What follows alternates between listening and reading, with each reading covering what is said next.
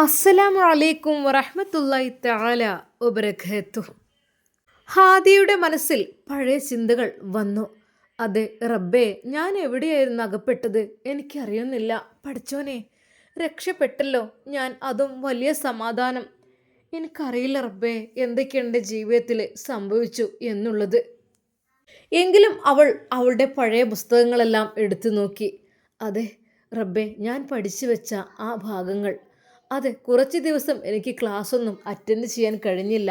എന്തൊക്കെ തന്നെയാലും ഉസ്താദുമാർ എന്നോട് പറഞ്ഞിട്ടുണ്ട്, മോളെ നിനക്ക് നഷ്ടപ്പെട്ട ക്ലാസ്സുകളെല്ലാം ഞങ്ങൾ തന്നിരിക്കും, മോള് വന്നാൽ മതി എന്നുള്ളത്. എന്നാൽ റബ്ബേ, ഇപ്പോഴെനിക്ക് കൂട്ടുകാരികളെ കാണണം. അതെ, എൻ്റെ ഉസ്താദുമാരോട് സംശയങ്ങൾ ചോദിക്കണം. അങ്ങനെയൊക്കെ തോന്നി തുടങ്ങിയിരിക്കുന്നു. എന്നാൽ ആ രാത്രി അവൾ അവളുടെ പഴയ ബുക്കുകളെല്ലാം എടുത്തു നോക്കി. പെട്ടെന്നായിരുന്നു അതെ ആഷി ഉസ്താദ് പഠിപ്പിച്ച ആ ഒരു വിഷയം അതവൾ എടുത്തത്. എന്നാൽ ആഷി ഉസ്താദ് പറഞ്ഞു തന്ന ആ വാക്കുകൾ, അതെ അദ്ദേഹത്തിൻ്റെ വായിൽ നിന്ന് വന്ന അതെല്ലാം ഞാൻ എഴുതി വെച്ചത് അതവൾ ഓർത്തു. അല്ലാ, ആഷി ഉസ്താദ് പഠിച്ചോനെ, അതെ കോളേജിലേക്ക് തിരിച്ചു പോകുന്നു. പക്ഷേ ആഷി ഉസ്താദ് ഇല്ലല്ലോ എന്നോർത്തപ്പോൾ മനസ്സിൻ്റെ ഉള്ളിൽ വല്ലാത്തൊരു വിഷമം. അതെ, എൻ്റെ ഷഫീഖ് ഉസ്താദിനെയും ഹബീബ് ഉസ്താദിനെയും എല്ലാ ഉസ്താദുമാരെയും കാണുമ്പോൾ കൂടെ ആഷി ഉസ്താദ് ഉണ്ടാകുമ്പോൾ അതിന് വല്ലാത്തൊരു മൊഞ്ചായിരുന്നു. അതെ, എന്നെ അന്ന് രക്ഷിച്ചത് എൻ്റെ ആഷി ഉസ്താദാണ്. അതെ, ഞാനന്ന് തെറ്റുകളെല്ലാം ചെയ്ത സമയത്ത് എന്നെ കോളേജിൽ നിന്ന് സസ്പെൻഡ് ചെയ്യാൻ നിൽക്കുന്ന സമയത്ത് അതെ എൻ്റെ ആഷി ഉസ്താദാണ് എന്നെ രക്ഷിച്ചത്. അദ്ദേഹത്തിന് ഞാനന്നൊരു സമ്മാനം കൊടുത്തിരുന്നു. അതൊന്നും ഒരിക്കലും അതിന് പകരമാവില്ല. അതെ, ഇനിയൊരിക്കലും ഹാദി നീ തെറ്റൊന്നും ചെയ്യരുത് മോളെ. ദേ, നമ്മൾ മുസ്ലിങ്ങളല്ലേ, നമ്മൾ അള്ളാഹു സുബ്ഹാനഹു വ തആല പറഞ്ഞ കാര്യങ്ങൾക്കപ്പുറമായിട്ട് നമ്മളൊന്നും ചെയ്യാൻ പാടില്ലല്ലോ. അതെ, അള്ളാഹ് എല്ലാം കാണുന്നുണ്ട്, കേൾക്കുന്നുണ്ട്. പിന്നെ അള്ളാഹ്ക്ക് ഇഷ്ടപ്പെട്ട അടിമകളാണെങ്കിൽ നമ്മൾ നല്ല രീതിയിൽ പഠിച്ചവനെ പേടിച്ച് ജീവിക്കണം. അങ്ങനെയുള്ളവർക്കല്ലേ വിജയം ഉണ്ടാവുള്ളൂ. ഹാദി നല്ല കുട്ടിയായിട്ട് ജീവിക്കണം കേട്ടോ. അതെവിടേക്ക് തന്നെയാണെങ്കിലും. ആഷി ഉസ്താദ് പറഞ്ഞ വാക്കുകൾ അവളുടെ ചെവിയിൽ മുഴങ്ങിക്കൊണ്ടിരുന്നു. അതെ, ആഷി ഉസ്താദിന് പറഞ്ഞതിന് ശേഷമാണ് ഞാൻ തഹജ്ജുദ് നിസ്കരിക്കാൻ വരെ തുടങ്ങിയത്. എന്നാൽ എൻ്റെ ഭർത്താവിൻ്റെ വീട്ടിലെത്തിയപ്പോൾ അതെല്ലാം അങ്ങ് ഇല്ലാതായി. എവിടെ? അങ്ങനെയൊന്നും അവിടെ ചിട്ടവട്ടങ്ങളൊന്നുമില്ല. അതുമാത്രമല്ല, അവിടെ വേറെ പല കാര്യങ്ങൾക്കും ചിട്ടകളാണ്.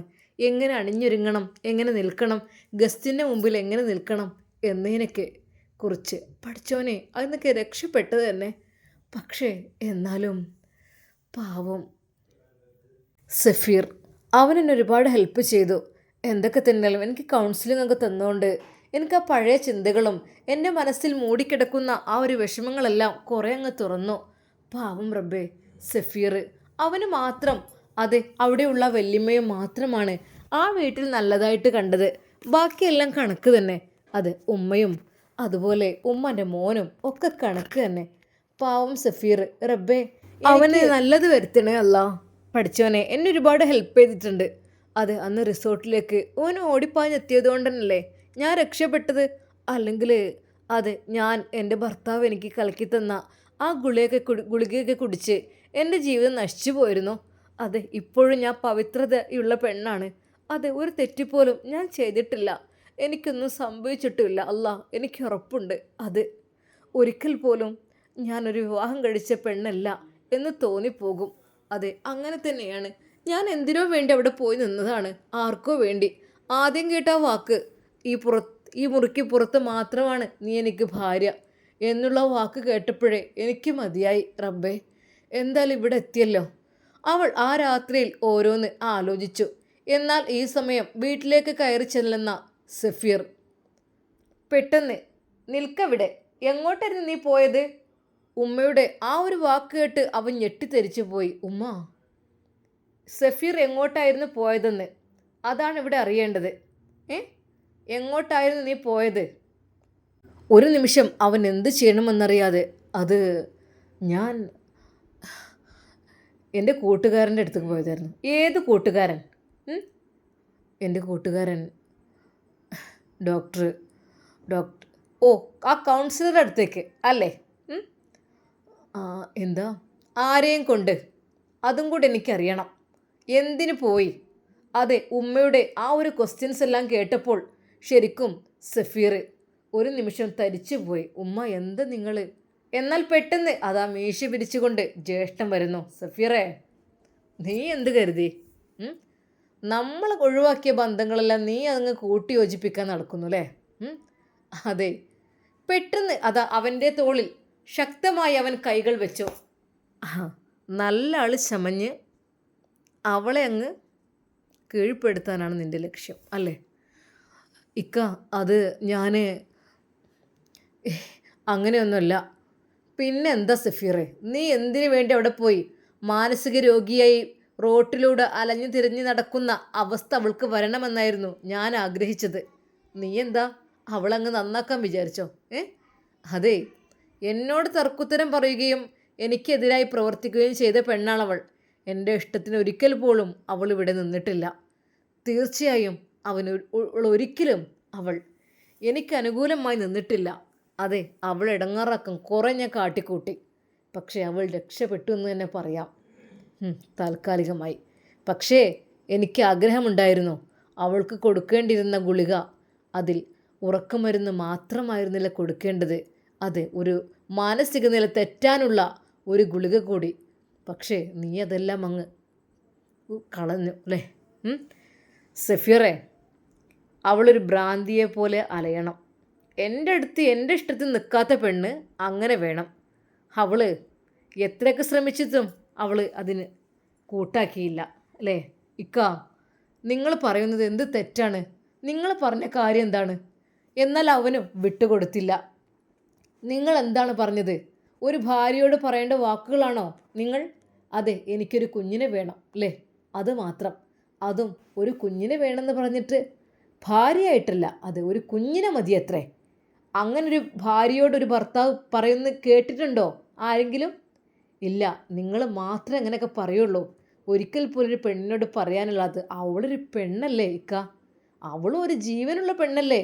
അവൾക്കും ഉണ്ടാവില്ല ആഗ്രഹങ്ങളും സ്വപ്നങ്ങളും. അവൾക്കൊരു ഭാര്യയാവാൻ ആഗ്രഹം ഉണ്ടാവും. അങ്ങനെയാണ് ജീവിതത്തിലേക്ക്, വിവാഹ ജീവിതത്തിലേക്ക് കടന്നു വന്നത്. ഒരു ഉമ്മയാവാൻ ആഗ്രഹം ഉണ്ടാവും. പക്ഷേ നിങ്ങൾ എന്താ ചെയ്തത്? അവളെ ശരിക്കും ഒരു പട്ടിയെപ്പോലെ അല്ലേ? ആ രീതിയിലല്ലേ നിങ്ങൾ കണ്ടത്? ഒരിക്കൽ പോലും നിങ്ങളുടെ ബെഡിൽ അവൾക്ക് നിങ്ങൾ സ്ഥാനം കൊടുത്തിരുന്നോ? ഇല്ലല്ലോ, ഒരിക്കലും ഇല്ലല്ലോ. ആ തണുത്ത് വിറക്കുന്ന അതെ ആ സമയത്തും അവൾ ആ വരാന്തയിൽ ഒറ്റയ്ക്കിരുന്നത്. അതെ, നിങ്ങൾ എന്താ ബെഡിൽ പോലും ഇരിക്കാൻ ആരോട് ചോദിച്ചിട്ടാ നീ എൻ്റെ ബെഡിൽ ഇരുന്നതെന്ന് ചോദിച്ചില്ലേ? അവളെ ഇരുന്നപ്പോൾ അവിടെ നിന്ന് ചവിട്ടി പുറത്താക്കിയില്ലേ? എന്നിട്ട് പിന്നെ ഒരു ദിവസം ഒരു സുപ്രഭാതത്തിൽ നിങ്ങൾക്കൊരു കുഞ്ഞിനെ വേണമെന്ന് പറഞ്ഞ് അവളുടെ പിന്നാലെ നടക്കുക അല്ലേ? എനിക്കൊരു കുഞ്ഞിനെ വേണം, അത് വേണം, അതെൻ്റെ അഭിമാന പ്രശ്നമാണ് എന്ന് പറഞ്ഞ്. പക്ഷെ ഒരിക്കൽ പോലും ആ കുഞ്ഞിൻ്റെ ഉമ്മയായി ഇവിടെ നിൽക്കരുത്. അങ്ങനെയും എന്താ ഏട്ടാ, നിങ്ങൾക്ക് കുറച്ചുകൂടി ഒരു മനുഷ്യത്വം ഉണ്ടായിരുന്നെങ്കിൽ നിങ്ങൾ ഇങ്ങനെയൊക്കെ ചെയ്യുമോ? എന്നാൽ അതാ ജസീറിൻ്റെ ദേഷ്യം കലിതുള്ളി. അവൻ്റെ ശക്തമായ ആ കൈകൾ കൊണ്ട് അതാ അനിയൻ്റെ മുഖം നോക്കി ഒരടി അടിക്കുന്നു. ഓ, ഇനി ചിലക്കരുത്, ഇനി നീ ചിലക്കരുത്. ഈ നാവിഞ്ഞ് ഇട്ടലക്കരുത്. അലച്ചു കഴിഞ്ഞാൽ ഈ നാവ് ഞാനങ്ങ് അരിഞ്ഞു കളയും. അതെ, പിന്നെ കൂടുതൽ ഇളക്കാൻ നിൽക്കണ്ട. ഇല്ലായ്മ ചെയ്യാനേ നിമിഷങ്ങൾ മതി. അനിയനൊന്നും നോക്കില്ല. അതെ, അവൻ്റെ കണ്ണുകളിൽ നിന്ന് തീ പാറുന്നുണ്ടായിരുന്നു. ശക്തമായ സഫീറിനെ തല്ലിക്കൊണ്ട് അവൻ അകത്തേക്ക് ദേഷ്യത്തോടെ ചവിട്ടി അരച്ചു പോയി. കൊടുക്കടാ, 2 കൂടി കൊടുക്ക്. അത് കിട്ടിയാൽ പോരവൻക്ക്. അഹങ്കാരി. അവനിപ്പോൾ അവളുടെ കൂടെയാണ്. അവൾക്ക് വേണ്ടി സപ്പോർട്ടുമായി നടക്കുന്ന ചെറ്റ. പുളിക്കൽ തറവാട്ടിൽ ഒരാണും ഒരു പെണ്ണിൻ്റെ ഇറങ്ങിപ്പോയ പെണ്ണിൻ്റെ പിന്നാലെ പോയിട്ടില്ല. ഉമ്മ, അവൾ ഇറങ്ങിപ്പോയതല്ല, നിങ്ങളെല്ലാവരും ഇറക്കി വിട്ടതല്ലേ?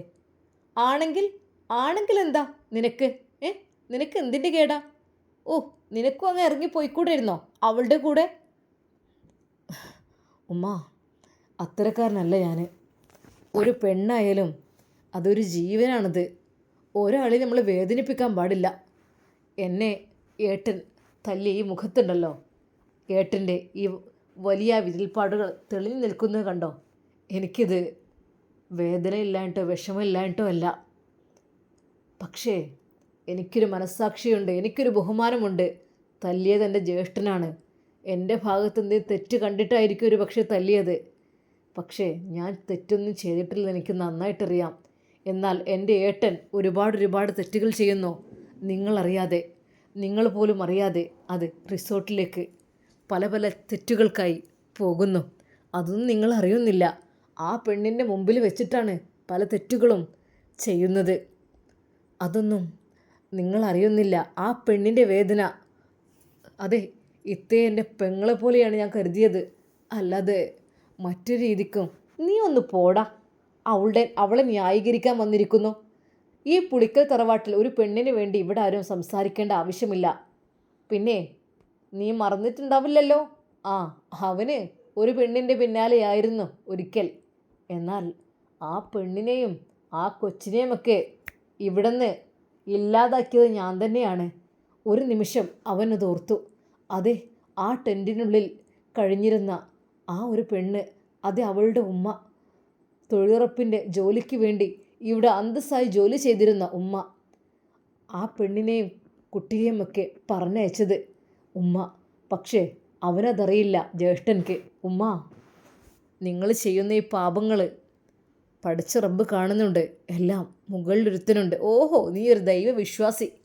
ഇപ്പോഴാണോ ദൈവവിശ്വാസം കൊണ്ട് വന്നിരിക്കുന്നത്? അതേടാ, ചെറ്റത്തരം കാണിച്ചാൽ ഇവിടുന്ന് വലിച്ചിറക്കും. അതെ, ഒരുത്തിയെ ഇവിടുന്ന് വലിച്ചിറക്കിയത് തന്നെയാണ്. എന്നാൽ ഇപ്പോൾ ഇവളെയും മാനമര്യാദയിൽ നിൽക്കുകയാണെങ്കിൽ ഓക്കെ. എന്ത് ചെറ്റത്തരാ അവൾ ചെയ്തത്? അവളതിന് കൂട്ടു നിൽക്കാൻ പാടുണ്ടോ? എൻ്റെ മോനെന്ന് വെച്ചാൽ പണത്തിൻ്റെ കൊഴുപ്പ് കൊണ്ട് അങ്ങനെ പല തെറ്റുകളും ചെയ്യും. പക്ഷേ എന്ന് കരുതി പെണ്ണുങ്ങൾ കൂടി അതിനെ കൂട്ടു നിൽക്കാൻ പാടുണ്ടോ? ഓ, അപ്പോൾ ഇവിടെ പണക്കാർക്ക് വേറെ നിയമം, പാവങ്ങൾക്ക് വേറെ നിയമം, അങ്ങനെയായിരിക്കുമല്ലേ? സഫീർ കൂടുതലൊന്നും സംസാരിക്കണ്ട. നീ ഈ വീട്ടിലെ ഇളയ സന്തതിയാണ്. അതിൻ്റേതായ സ്ഥാനം നിനക്കിവിടെ ഉണ്ട്. പക്ഷേ നീ നിൻ്റെ സ്ഥാനം കളഞ്ഞു മുടിക്കുന്നുണ്ട്. ഒരിക്കൽ പോലും ഇവിടെ നിനക്ക് സ്ഥാനമില്ലാത്ത രീതിയിലാണ് നിൻ്റെ സംഭാഷണം. ഉമ്മ, സ്ഥാനം വേണ്ട. എന്തിന്? പക്ഷെ ഒരാളെ നമ്മൾ ബുദ്ധിമുട്ടാക്കാൻ പാടില്ല. അഥവാ ബുദ്ധിമുട്ടാക്കിയാൽ തന്നെ അതിന് കനത്ത വില കൊടുക്കേണ്ടി വരും. അതെല്ലാം അനുഭവിക്കേണ്ട ഒരു ദിവസം വരുമ്പോൾ വെറുതെ കരഞ്ഞിട്ട് കാര്യം ഉണ്ടാവില്ല. ഉമ്മ, കണ്ണീരോടെ ഇറക്കി വിട്ട ആ ഒരു ഗർഭിണിയായ പെണ്ണിനെ നമ്മുടെ ഏട്ടൻ്റെ കുഞ്ഞായിരുന്നു അത് നിങ്ങൾ ഓർത്തില്ല. നീ ഒന്ന് പോടാ ചിലക്കാതെ. അതിനെക്കുറിച്ചൊരു വാക്കിവിടെ മിണ്ടിപ്പോവരുത്. നിനക്കിപ്പോൾ അതാണ്. നീ അവൻ്റെ പെണ്ണുങ്ങളൊക്കെ നോക്കി നടത്തുന്നത് എന്തിനാ? അതെ, അവനക്കൊരു പെണ്ണുണ്ടായിരുന്നു എന്നല്ല നീ പറഞ്ഞത്? ആയിഷ ചെറ്റത്തരം കാണിച്ച് പുറത്താക്കി. എന്നാലും ഉമ്മ, അങ്ങോട്ട് കല്യാണം കഴിപ്പിച്ച് കൊടുത്തുകൂടായിരുന്നോ നിങ്ങൾക്ക്? നീ എന്തിനാ അതൊക്കെ ആലോചിച്ച് നടക്കണേ? നിനക്കെന്താ അതിന്മേൽ കിട്ടാനുള്ളത്? ഞാൻ എൻ്റെ ഇഷ്ടമുള്ള പോലെ ചെയ്യും. ഈ തറവാട്ടിൽ ആര് നിൽക്കണം, ആര് ഇല്ലാതാവണമെന്ന് ഞാൻ തീരുമാനിക്കും. മനസ്സിലായല്ലോ സഫീർ? നീ നിൻ്റെ പണിക്ക് എന്താ വെച്ചാൽ നോക്ക്. അല്ലാതെ ഇവിടെ ചിലക്കാൻ നിന്നാലേ അത് ഈ തറവാടിനെ പുറത്തായിരിക്കും നിൻ്റെ സ്ഥാനം എന്ന് പറഞ്ഞുകൊണ്ട് ആ ഉമ്മ ശക്തമായി അതാ ചവിട്ടിക്കൊണ്ട് അപ്പുറത്തേക്ക് പോയി. നിസ്സഹനായി സഫീർ അത് നോക്കി നിന്നു. പഠിച്ചോനെ, എല്ലാം ഉണ്ട്, സ്വത്തുണ്ട്, സമ്പത്തുണ്ട്. പക്ഷേ മനുഷ്യത്വം എന്നുള്ളത് ഇവിടുത്തെ ഉമ്മാക്കുമില്ല, എൻ്റെ ജ്യേഷ്ഠൻക്കുമില്ല. അത്രക്കും അതും പതിച്ചു പോയി അവർ പണത്തിൻ്റെ കൊഴുപ്പിൽ. അതെ, ഒരു തെറ്റും ചെയ്യാൻ മടി കാണിക്കാത്തവർ. ആ കുഞ്ഞിനെ ഇനി എന്ത് ചെയ്തോ ആവോ അറിയില്ല. അതിൻ്റെ എല്ലാം പാപം എൻ്റെ ഉമ്മ ഏൽക്കേണ്ടി വരുമല്ലോ. പക്ഷേ ഉമ്മ അതൊന്നും കൂട്ടാക്കുന്നില്ല. പഠിച്ചോനെ, ഉമ്മാക്ക് നല്ല ബുദ്ധി കൊടുക്ക്. എന്നാൽ പെട്ടെന്ന് ജ്യേഷ്ഠൻ തൻ്റെ പിറകിൽ വന്ന് അമർത്തി പിടിച്ചും, സഫീറെ, എൻ്റെ കാര്യത്തിൽ നീ ഇടപെടരുത്. പല തവണകളായി ഇടപെടുന്നു.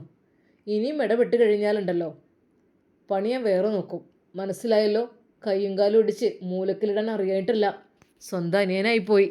പിന്നെ നാട്ടുകാരെ കൊണ്ട് പറയിപ്പിക്കേണ്ടത് വിചാരിച്ചിട്ടാ. നടക്കാൻ കഴിയാത്ത രീതിയിലേ ഇവിടെ ആക്കിടാൻ എനിക്കൊരു പണിയുമില്ല. മനസ്സിലായല്ലോ? ഇനിയെങ്ങാനും നീ ഹാദിയുടെ അരികിലേക്ക് പോവുകയോ അവളോട് സംസാരിക്കുകയോ എന്തെങ്കിലും ഹെൽപ്പ് ചെയ്യുകയോ ചെയ്തിട്ടുണ്ടെങ്കിൽ പിന്നെ നിന്നെ വെച്ചേക്കില്ല ഞാൻ, ഓർത്തോ എന്ന് പറഞ്ഞു ശക്തമായി അതാ സഫീറിനെ അതാ ചുമരിലേക്ക് തള്ളുമ്പോൾ ഒരു നിമിഷം അവൻ്റെ ആ ശക്തമായ കൈകൾ തടുത്തു.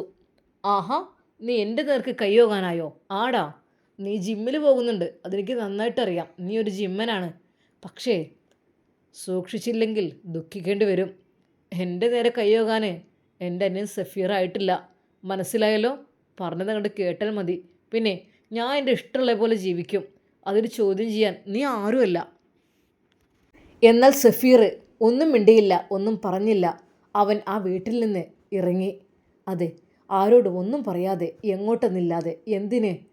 എല്ലാവരുടെയും ആട്ടും തുപ്പും കെട്ടിവിടെ നിൽക്കുന്നു. പക്ഷേ നീതിയുടെ ഭാഗത്ത് ഞാൻ നിൽക്കുള്ളൂ. അനീതിക്ക് ഞാൻ കൂട്ടു നിൽക്കില്ല എന്നുള്ള ഉറച്ച തീരുമാനമായിരുന്നു അവൻക്കുണ്ടായിരുന്നത്. സഫീർ വീട്ടിൽ നിന്നിറങ്ങി ആരോടും പറയാതെ. ആ രാത്രിയിൽ അവൻ എങ്ങോട്ടോ ഇരുട്ടിൻ്റെ അനന്തതയിലേക്ക് ഇറങ്ങി. എന്നാൽ ഈ സമയം അതാ ഹാദിയ കോളേജിലേക്ക് പോകുവാനുള്ള ഒരുക്കങ്ങളെല്ലാം പൂർത്തിയായി. അവൾ അതാ നിസ്കാരമെല്ലാം കഴിഞ്ഞ് സന്തോഷത്തോടു കൂടി ആ രാത്രി അതാ ഉറങ്ങാൻ കിടന്നു. അല്ലാ, ഫോൺ. അവൾ ഫോൺ എടുത്ത് നോക്കി. എന്നാൽ ഒരുപാട് മെസ്സേജുകൾ വന്ന് കിടപ്പുണ്ട്. ഹാദി, നീ വരണടി പ്ലീസ്, നീ ക്ലാസ്സിലേക്ക് വാ. എന്താ ഹാദി പ്ലീസ്, നീ ഒരു ദിവസം വന്ന് എന്താ നിർത്തിയത്? വാടി, നമുക്ക് എൻജോയ്മെൻറ്റ് ചെയ്യാം, വാ, എന്ത് രസമുള്ള ക്ലാസ്സുകളാണടി, വാ.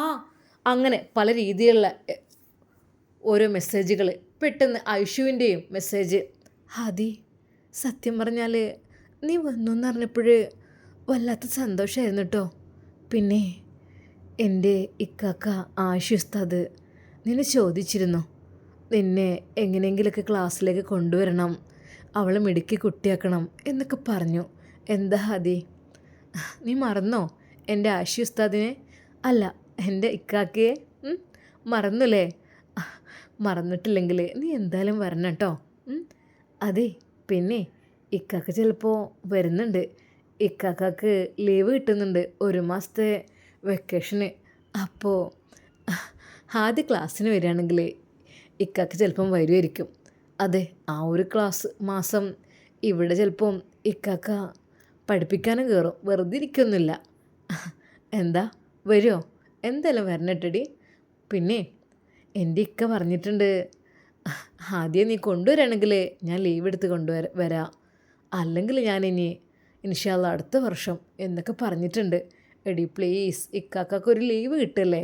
എന്തായാലും വരാൻ കുറച്ച് ദൂരമുള്ളതല്ലേ. അപ്പോൾ നീയൊക്കെ ക്ലാസ്സിന് വരികയാണെങ്കിൽ എന്തായാലും ഇക്കാക്ക വരൂടി പ്ലീസ്. എന്താ, നീ എന്തായാലും റീപ്ലൈ കൊണ്ടാ. ഐഷുവിൻ്റെ ആ ഒരു മെസ്സേജ് അത് വായിച്ചപ്പോൾ ശരിക്കും പറഞ്ഞാൽ അവൾ സന്തോഷിച്ചു. അല്ലാ, സത്യമാണോ? ആഷിസ്താദ് വരേ?